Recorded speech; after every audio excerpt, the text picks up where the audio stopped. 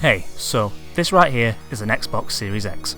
Really, it powers on, it plays old games, it plays new games, it does that awesome quick resume thing where you can jump between all games you have open right from where you left them. It's also kinda hot to touch at the top, but also really quite cold at the bottom. That's just how air circulation works, and you know what? It's pretty damn impressive. So let's get into the nitty gritty. This is the GAMINGbible Xbox Series X Deep Dive. Console design and features. Right away, you can't get away from the fact that this thing is chunky.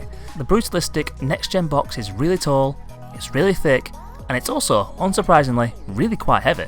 At first, I wasn't the biggest fan of the design. I placed it under a variety of televisions in the house and it really never fit in any of those setups.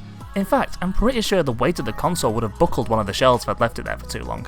But after a while, after a bit of fiddling and rearranging, I found a spot that just worked, and now I can't imagine my living room any other way.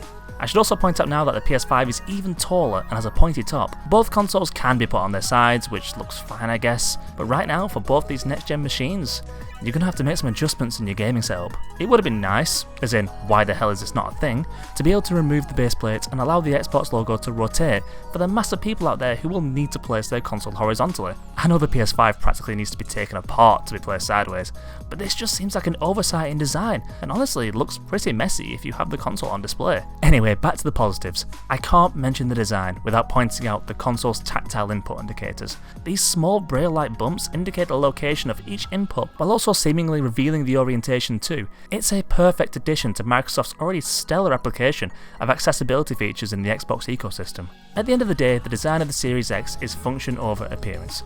It feels less like a statement piece compared to the PS5. It's something that sits at the side of your TV or out of view in a hopefully well aerated TV unit that just plays games.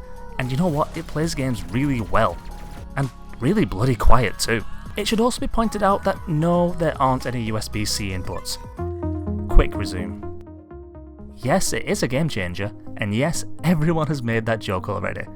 But the thing is, it kind of is. Taking advantage of the console's velocity architecture, players can hop between what seems to be around 3 and 7 games, depending on the game size and console generation, and load back in exactly where they left it. Now in one sitting this isn't the biggest deal, no one really hops between games constantly in the space of 3 hours or so, but it is amazing in the space of say, a week, where you may find yourself jumping between titles. Say you fancy a bit of Red Dead Redemption 2 over the weekend, chilling out, galloping across the plains.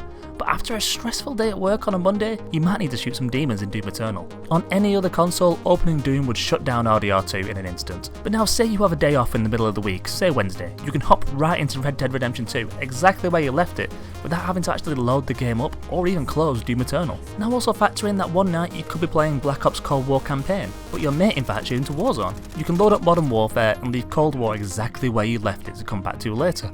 All while still having Doom Eternal and Red Dead Redemption 2 instantly ready to hop into at any moment, exactly where you left them.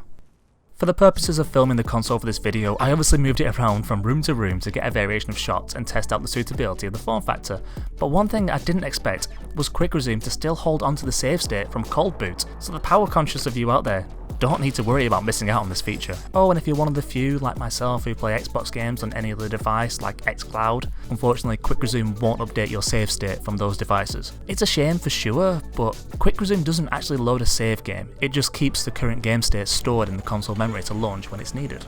The new controller. As you'd expect with any new console generation, there's a brand new controller. Although at a passing glance it would be hard to notice. The new controller doesn't really bring a whole host of obvious changes to the already pretty spot on Xbox controller, adding a few quality of life improvements as well as a share button. The new controller now has much more effective grips and a nice clicky multi-direction D-pad. Overall it just feels better in the hand, and the subtle changes to the top half make it easier for those with smaller hands to reach the triggers. Holding up the new controller to last gen, you can see the triggers have been lowered in the body for easier access, and thankfully that horrible shiny and slippery plastic has been swapped to the same matte finish seen on the rest of the device, as well as adding some well-needed texture grips at the end. My only real complaint is that it still relies on AA batteries. The internal battery on the Elite Series 2 is a dream, so going back to batteries that drain within a week feels like a real step back to me, especially when the DualShock 4 and the new DualSense will have internal batteries too.